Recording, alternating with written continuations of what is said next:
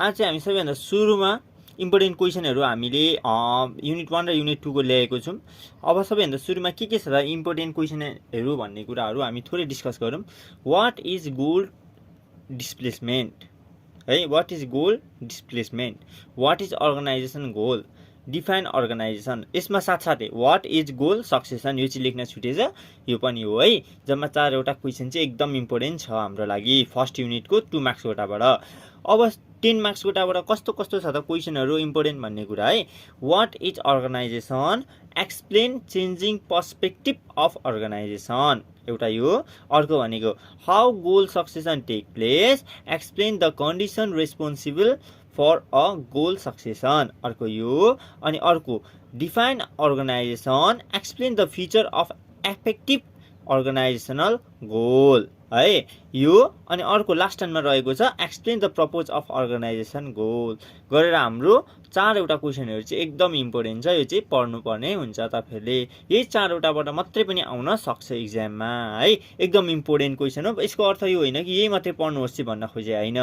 यो कुराहरू चाहिँ तपाईँहरूले एकदम पढेर जानु होला, प्रिपरेसन गर्नु होला यो माथिको क्वेसन एन्सरहरू। अब हामी जाऊँ युनिट 2 मा।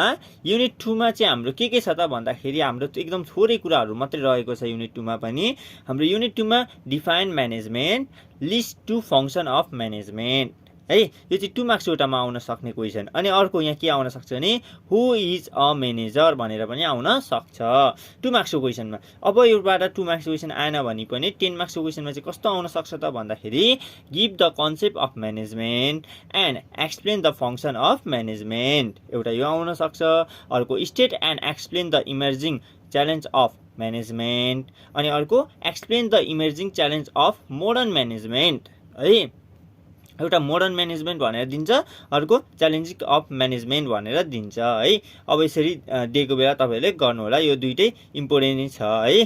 अब अर्को के भन्छ भने who is manager, explain require manager skill and role to be played by a manager भनेर क्वेसन यसरी पनि आएको हुन सक्छ। तपाईँहरूले यो दिएको क्वेसनहरू चाहिँ एकदम इम्पोर्टेन्ट छ। यो क्वेसनहरू चाहिँ तपाईँहरूले एकदम हेरिदिनु होला है। यो सबै यसको एन्सरहरू चाहिँ तपाईँहरूले एकचोटि पढेर जानुभयो भने तपाईँहरूलाई नै हुनेछ है त।